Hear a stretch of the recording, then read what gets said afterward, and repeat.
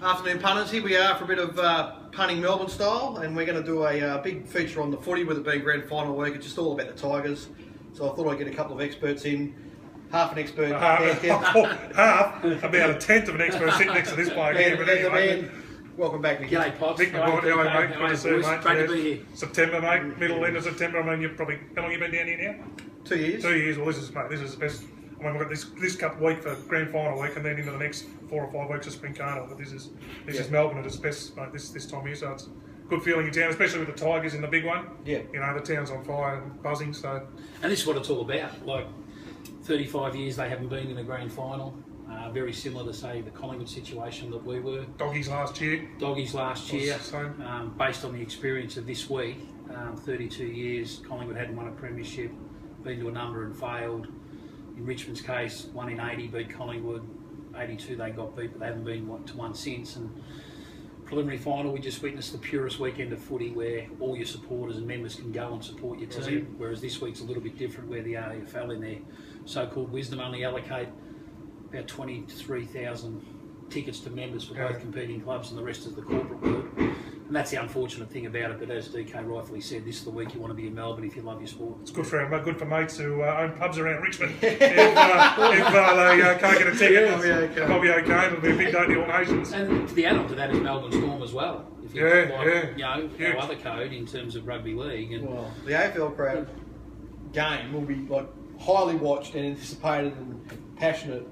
The NRL's going to be a bit cold, really, isn't it? Well, two interstate sides up there, yeah. But even I was saying, even here, speaking to Andy and the people here at the Emerald, they got functions when Thursday, Friday, booked out Friday, Saturday, Sunday. So it's great for the town, you know. It's great for people who've got businesses and Group 1 racing on Friday night, leading to grand final. Mornington races, which is a picnic type atmosphere. They get a huge crowd down there. They always do, and then Sunday. It's a great time to be in town, mate. It's got some sort of uniqueness, that preliminary final, hasn't it? If your team hasn't made it for a long time, to win that game, I think when they panned across the crowd at the final siren, there's a lot of, you could see hardened, bashed up Richmond supporters that were crying. It doesn't mean something. I went last year to the grand final, and you just, even though old mate Bob, I was sitting there, I know people know the bloke who had the heart attack at the footy last year, Bob, he was in the seat behind me. So he's hit the deck with 5 minutes to go. So all that was going on behind us, and it was fantastic. They saved everything. But even just looking around, the tears in the eyes of the doggy supporters, you know, in that last 5 minutes in the side just means so much to so many people, Mick. Oh, absolutely. You know, and it's the same with the Tigers. You know, and I think that's the biggest thing. Every footballer who gets a chance to wear the Guernsey, they've got to understand that ultimately you become an extension of your own family, but also your footy family. And when you get to this stage of the year, as much as you want to do it for your group, the inner walls, you've got a real responsibility to do it to the external people, because they're the ones that go to their pockets and put a lot into the footy club, either through membership or merchandise. And I think when you get to this stage of the year in front of 100,000 people, it just does invigorate the soul. And you certainly find a way to compete. The momentum you get from the voices of the hordes of masses is just incredible. It just gives you another 5-10%. I don't know how you measure it, but you certainly respond to it. And you go back to that first goal when it was kicked into the forward line, and Dusty Crumbs, clean as a whistle, handballs across to Lambert, and he kicks that first goal of the match. You go back to your own experiences and you say, well, when Barley kicked that goal in 1990, that was the time when we knew we won it. And the crowd that day, after 32 years, it was just closure. But I reckon that goal was a defining moment to say, this year might be ours. It was just incredible, the noise that permeated across the MCG. It was just incredible. And it comes through the television as well, like the ambience that, it's like you're there, and you're experiencing the noise and the very fabric of what our game's about. And the Crows have been because I haven't been to Adelaide Oval. They said sensational. I watched footy there since the renovation. The noise that place creates, and they play in front of 50,000 every home game, so they're used to that.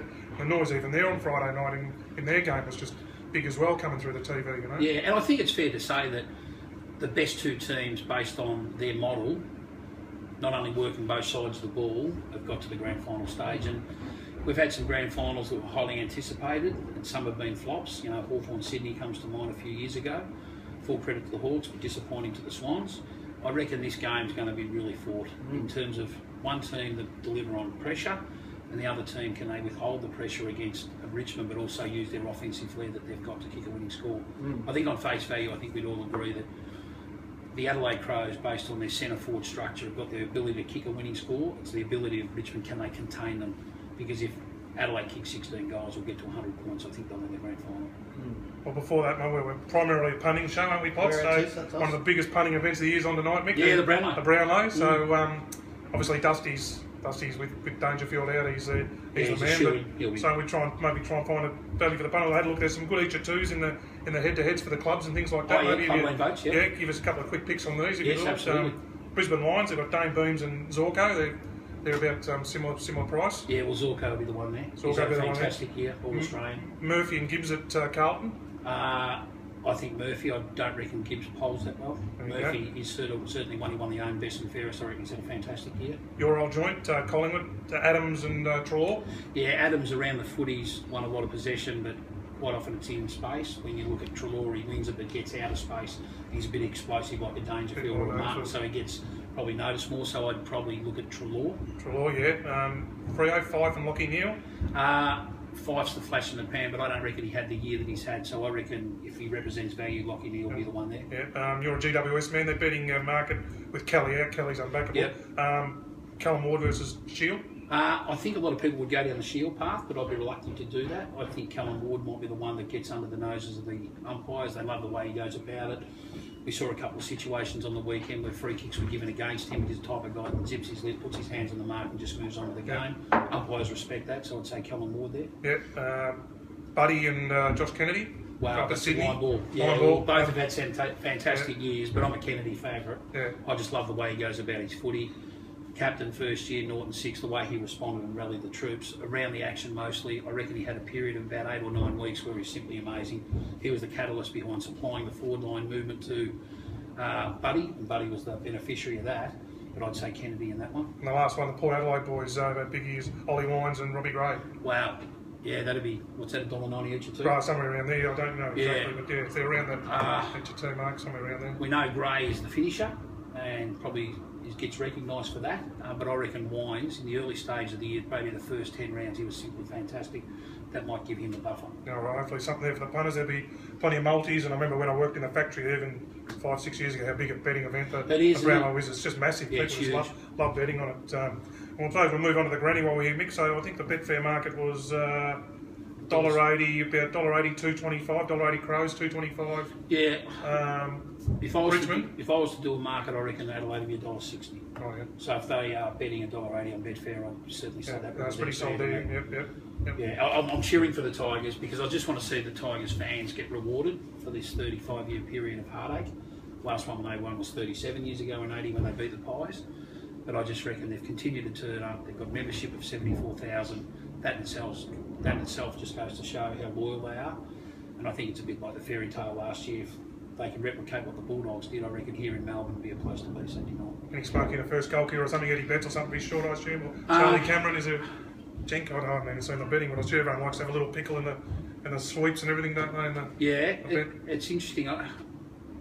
You've probably got to go with a deep forward player in the view that could be a marking player in Taylor Walker or even Josh Jenkins. Or if it's going to be a contested ball situation, let's look for the best crummers. And let's face it, Betts and Charlie Cameron on the back of their supply next week. So if you're going to back the Adelaide midfield to get on top, win first centre clearance, it'll be a deep entry. We used to have a mode at Collingwood when Matthews was our coach, and he was big on a forward mentality early in the game. Just don't invent a handball or a backward handball. The pressure of the situation might create a misdirected handball, which is a disastrous consequence. Just think forward, think kick, think distance. And I think that'll be the mode early in the game. Once you win first possession, find yourself in a little bit of space, one step, become a one-step kicker, get it in deep, and that's when I think I'll look at probably maybe a Taylor Walker to clunk the first one, or a Josh Jenkins, and try to back their marking ability. Do you remember how long it took you? I mean, they say it's big getting your hands. All you want to do is get your hands on the first touch on the footy. Do you remember when it came to you, how long it took for the ball to come your way, Mick? Or was it? No, pretty early. I really made it a conscious effort to get to the well and try to get to the contest. I remember I wrote a text message to Stevie Johnson in his first grand final in 07. I think he wrote about it in the Herald Sun only a couple of weeks ago. He sort of never forgot that advice. He was a half forward, but I said venture up the ground to get your hands on it. It will settle your nerves. The external noise becomes a distant memory, and let's face it, all the noise and all the colour and all the excitement of the day only becomes a part of your memory when you finish your game. But it's the will to win and the will to compete. Those qualities last forever, and that's the ones that's got to endure a grand final. And once they sort of get that ball in their hands, they feel like they're just playing the game. everyone says treat it like another game. You can't treat it like another game because it's not just another game. And the reason being the stakes are high. But the greatest thing about a grand final, it gives you a chance to master yourself before you master others.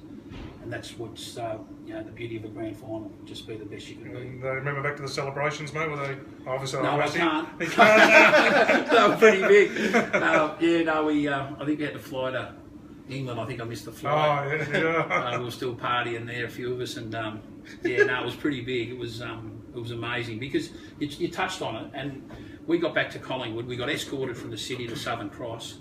We got the police to escort us down Punt Road through Richmond into Collingwood. It was just massive. Supporters were everywhere, weren't they? They were, and they were, when we come to a stop, a red light in Hoddle Street, for example, there was Collingwood people walking to Victoria Park, obviously from the MCG still. They come up and they shake the bus, and you felt like a rock star. You can see why all these movie stars and Beatles and all the that. Beatles and that, how they feel like. But walking into the ground that night, you see grown men coming up and they were getting crushed more or less against the truck we were on as the platform to talk to the crowd. But you're seeing grown women, grown men cry, young kids just over themselves. It was just one of those fantastic experiences. You take it for granted at the time that it means so much to so many people, but when you see it live, it certainly touches your heart. Yeah. Oh, good stuff. All right, so you're tipping the Crows? Yeah, I'm tipping the Crows. You're having a pick pots? The head says the Crows. Yeah. No one should take any advice from me on football, but I will probably have a first goal scorer bet on young Rioli. I thought he was great last week. He didn't seem to be fazed by the pressure at all. Yeah, he seems like a kid that's going to do something. Yeah, it's funny you say that. Both those Indigenous boys, Rioli for Richmond and Cameron for the Adelaide Crows, they just really. And let's face it, this is the time of year where you find out about players earning their mark in the game, and we've seen it over the history of time. Some of the nondescript players that you don't hear much of. Shane Allen in '97 when Malcolm Blight put him forward, kicks 5 goals. Darren Jarman goes forward against St Kilda and kicks 6 goals and 5 of them in the last quarter, I think, by memory, against Jamie Shanahan. These nondescript players certainly have a way of finding themselves. A lot of attention generally goes into your A-graders. And let's face it, Richmond with Martin and Cochin, a lot of time will be put on them players this week. But to get there, you've got other players that represent danger.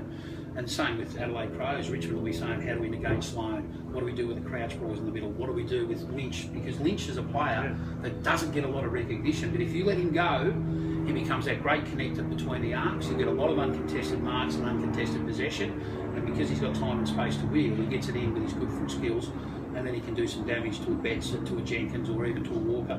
So I reckon there'll be a lot of time put into him this week. Good stuff. Well, I wouldn't know, but I'll be just cheering for the Tigers. Cheering for the Tigers. Yeah, well, when the last two grand, I went to 2008. They cried Hawks won, but for me mate and everything. But it was similar bet. I think Geelong were expected to win. Funny things happen in grand finals. Yeah.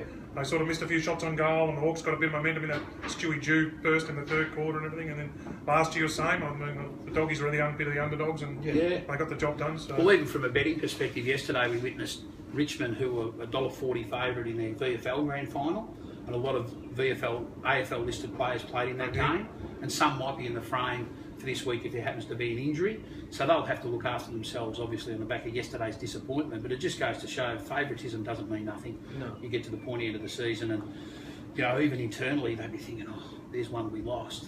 That type of pressure will start to mount with the incumbents who are playing this Saturday. The thing that struck me when I was thinking about it yesterday is just how long a year is in football. At this time last year, or in the last game last year, didn't Richmond get beat by over 100 points by the Swans? Yeah, amazing. They had the road group coming in, wanting to take over the club and sack everyone. And Port Melbourne, the one yesterday, the VFL rattling tins at the start of the year to say the club players were taking pay cuts. Yeah, amazing how it can turn around. They were talking about operating insolvently there for a period. They were on their knees, Port Melbourne, and to see the way they rallied yesterday was just incredible. What a club! And you're right, Potts, because I was doing radio last year, and let's face it, a lot of the discussion was about will he keep his job, Damien Hardwick, and this road group come in and said let's get rid of him. He'd been there such a period of time, hadn't won a final, so the pressure was starting to mount. But to his wisdom, he looked at himself, took ownership that he made some mistakes, brought some outside influence in with different ideas and different philosophies. He's taken that on board. He sold it to the players. The players invested in the new plan and new philosophy, and the world's their oyster now. It's fantastic. Go the Tigers. Go the Tigers. Yeah, all right, back for some racing.